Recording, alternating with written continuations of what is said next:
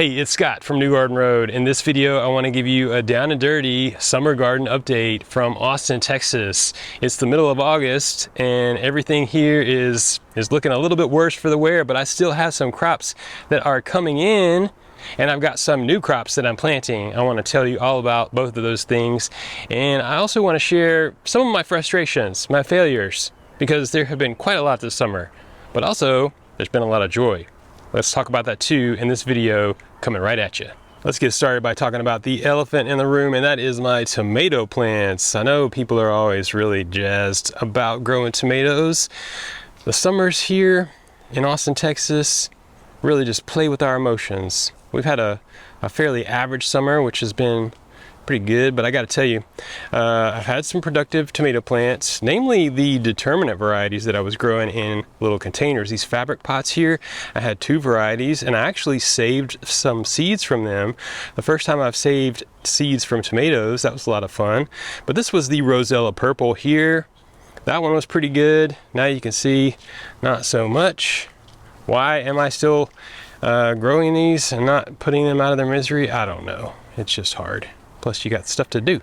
This one is called Bison. I really loved this one. I got both of those from Lone Star Nursery, really cool varieties. Now these determinate varieties, they typically set up and produce all at once. In contrast to that, this one, woo, I forget the name of it, but it grew really well. It was really healthy. Zero fruit. Two more specimens here. Absolutely no tomatoes. Oh well, that's the way it goes. Are you a better tomato grower than I am? Probably so. Either way, this is the reality. This was the Leanna, Raspberry Leanna. That one was really fun too, kind of aroma style tomato. Now sometimes if your tomatoes aren't too bad at the end of July, early August at the latest, you can cut them back by 50% or more, give them a good top dressing of compost and fertilizer, and they will rebuild, and that should, result in the timing being a fall harvest. I'm wondering if I see a baby tomato over here. I gotta check this out. What? No way.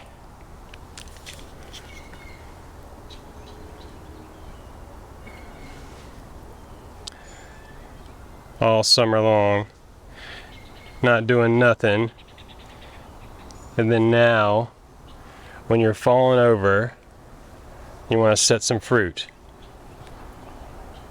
You wild thing. I don't know what's gonna happen. Am I gonna let it keep growing? Are they gonna produce? Heartbreak Hotel. Here's my stand of okra. I've done pretty well this season, been picking those regularly, and I wanted to save some seeds. Check out this seed pod. When you want an okra plant to produce some seed for you, you gotta let that pod mature way past the state that you would eat it. So this one is starting to dry out and crack open. That means it's ready to harvest and dry off further inside, and then I can collect those seeds. You can still be producing edible okra at the same time. You just have to, maybe one per plant max. You want to get some genetic diversity like that, but you can save seeds from okra.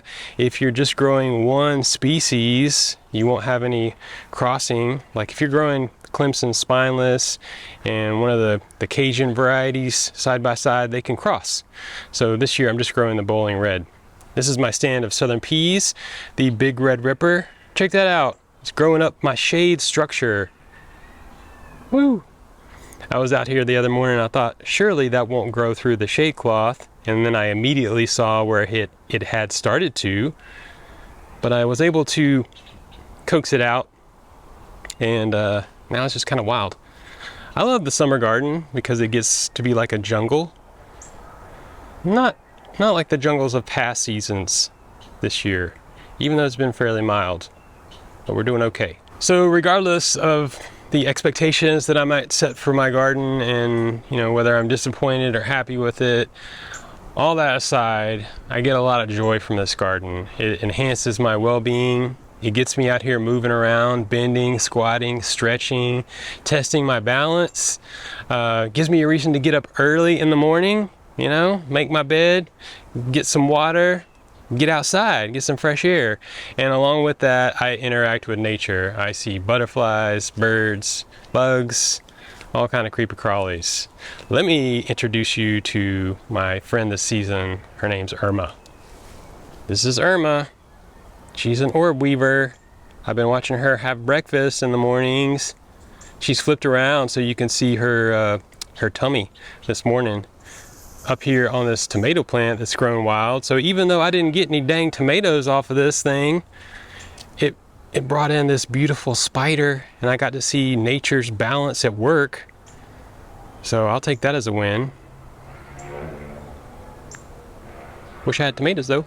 I'm always trying something new, and I like the oddball varieties or the lesser known varieties. This season I'm growing sorghum. Wow, I mean, check it out. These plants are about 9 feet tall. They haven't started producing their seed head yet, and they didn't take up a lot of space either. There's about 16 plants in a small section, just a few square feet in that raised bed. But isn't that cool? I mean, you know, sorghum can be a source of you know, you can make some syrup, you can pop the kernels, you can save the seeds, but you can also take the plant and chop it up and make organic compost for your garden. So that's another reason you can grow sorghum. I kind of would view it as a cover crop in that way, but it's also just fun to grow. See, my only expectation out of that one was just grow, and it did. So check, good times.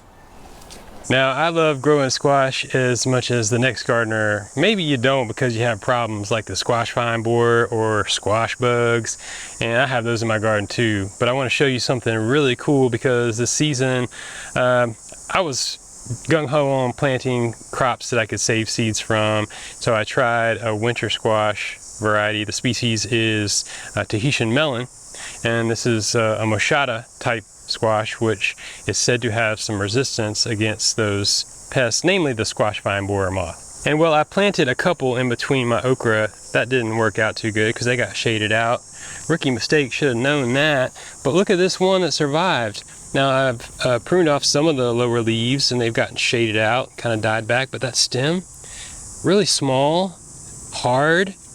How could a squash vine borer moth get in there and do something? It couldn't, and it hasn't. This one is growing on the outside. It wants to keep going. I planted this in the spring. What the heck is going on here? I don't know. We will find out. I hope that it makes something. Look at that. Getting close. Keep on going. Now I'm next to one of my favorite plants. This is Molokhia. This one volunteered from last season. It's setting up some seed pods. It's probably 7 feet tall. Summer greens, this one is super nutritious. I will not stop talking about this one, also known as Egyptian spinach or jute mallow. A very nutritious, drought tolerant, climate adapted crop for Central Texas and many areas that are enduring a warming climate, which is all of us. Are you threatening me? Are you threatening me? It's that time of year where it really takes a lot of passion and determination to follow through on this process, because now we can plant some crops, but they're essentially the same crops that we might already be growing.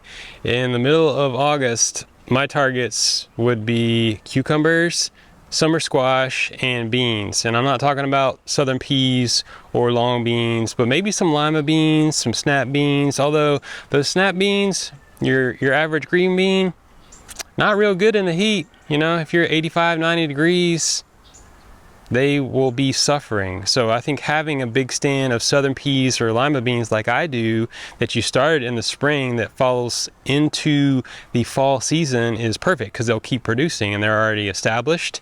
But at this point in the season, there's not enough time really for them to get going and producing before the days get shorter, the nights get a little bit cooler, and the season just really starts to change. But it's too early to do some of those cool season crops that we love, like lettuce, spinach, broccoli, kale, etc. Those, as tough as it sounds, you know, late September, early October, that's when we're gonna get those going. And even then, it's gonna be maybe 90 to 100 degrees. So far from easy, Central Texas, but you can do it and grow something. Find something that brings you joy, gets you out here every day. Flowers can do it. I've got a big stand of zinnias, They're beautiful, make good cut flowers, bring those inside, watch the butterflies and the hummingbirds, get a sip during the day, you know. I have 25 citrus trees growing, and most of them are in containers, actually all but one. And that one is right behind me. This is a Bloom Sweet grapefruit tree. It's not a true grapefruit, but it's a delicious fruit. It has survived the winter, many winters, snow apocalypse, ice Armageddon, whatever you want to call it. It lives because of me. Yes, you're welcome, and thank you. And while there is no fruit on the Bloom Sweet this season, it did produce last winter for the first time in 4 years. Got about a dozen delicious fruit on it, but this year got a nice round coming on. This is what I call the vanilla blood orange, because it's a Vaniglia sanguino. Woo!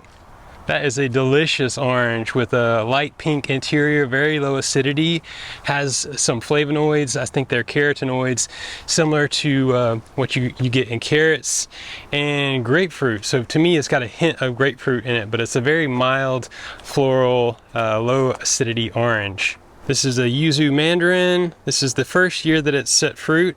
I think it's 3 years old, and not that big. You grow them in containers and they stay small. Also, many of these mandarins have a smaller structure. This one's actually still in its original pot from the nursery. Whoa. Did you know you could do that? Just sit it in there like that. And this pot will give it some weight, keep it from tipping over as the roots fill out. In subsequent seasons, you can pot it up into a larger pot, like one of these terracotta pots. These are 16-inch in diameter. This is the Caracara. Ooh, pink, navel, orange. These are so good. Last year, produced for the first time. Looks like we're doing good. That's easily like 6 or 7 right there. This is on dwarf rootstock. Look at that. It's not even 3 feet tall. Got a good many oranges on it. One of the most beautiful citrus varieties you can grow is this variegated pink lemon. Not only are the fruit variegated, but the leaves are as well. And you'll see some varying patterns on them. But check this out. Isn't that cool? As the fruit get larger and begin to mature, you'll get a blush of pink. And that's a good indicator that they are ready to pick. It takes quite a long time, several months, for citrus to mature. Either way, this one is loaded up. It's a beautiful tree. It's growing in a container, and it's about 5 feet tall. You can take that inside for the winter and protect it and keep on growing it. I also want to update you on my compost piles, because you can make a lot of compost in a small backyard. Maybe you don't have space to do something this size, but I took some pallets. These are heat treated, so they don't have any chemicals that should transfer to my garden compost and my edible crops. But this one here, you can see just 3 pallets, got a little bit of a wire front to it to hold things in. I can build that up over time to give it, you know, more height, and that's exactly what I'm going to do. I've got a lot of crops that I'm going to be chopping up and adding very soon. And this one here is the pile that I had started in the spring. It was loaded up with all kind of organic matter, mushroom blocks. I threw in some crushed up charcoal and some bokashi. But a good aged compost like this, that got really hot, kills off some of the pathogens, kills off some of the weed seeds. I mean, this stuff is ready to go in my garden. I will put it through a sifter first. So I've got this sifter over here, and that helps me to harvest the finer, more broken down compost, and that's what I end up adding to my vegetable garden. And then the chunkier bits here, which you kind of see on top, these will be on top of the sifter, and I'll simply take them and add them to my working pile. So that's a 2-bin system. That's the cool thing about compost. You can do it however you want and come out winning. I'll use a combination of tools to integrate the compost into my beds, and that can be something like this garden weasel, also the 4-tine digging fork. With the 2 of those, I'm going to slightly open up, or be able to offer the amendments deeper to the soil level. I don't till per se, but sometimes you get a hard pan and you want the organic matter and the amendments to get in there. But this is the screen compost. Ooh, look at that.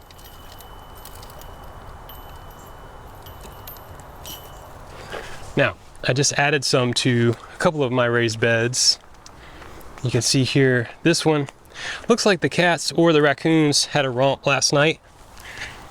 I don't blame them. Fluffy bed of chocolate cake. Now, I need some plants, I need some mulch ASAP. All the good biology that's in the homegrown compost is gonna die off otherwise. But I wanna plant some cucumber melons here. Those are 50 to 60 days to harvest, so middle of August should work out. Either way, I wanna grow some so dang bad. It'll be the third time this season I've tried to grow them. Hopefully the squirrels won't eat them again. I don't often grow a lot of peppers because my partner doesn't take nightshades, but I do like to grow some peppers in containers for me. And this season I'm growing one I got from Lone Star Nursery. It's the Himo Togarashi. It's a real slender pepper, not spicy, excellent flavor. Look at this, beautiful, growing in probably like maybe a 3-gallon clay pot. Growing peppers in containers like this is really worthwhile. They will do well, and you can overwinter them many times and get more than one season out of them. But just load it up, absolutely load it up with peppers. Good stuff. It's not all success and failure. Sometimes it's just the act of doing, and that's really what I want to promote, because not only is this good for us, this makes ripples in our society, our community, right? And it also makes ripples in our environment for wildlife. Giving a place, a habitat, a source of food. Now, even if it's those raccoons coming through, digging up my seeds, my plants, taking off my fruit, you know, they have a home.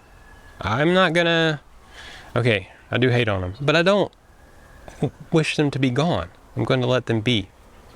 There's a lot to gardening. It's not about success and failure. It's or win or lose situation. You can put a lot into it and get a lot back, and it might not be what you thought. Maybe you wanted to grow a champion watermelon. You know, and this season is not happening for me. It just didn't work out.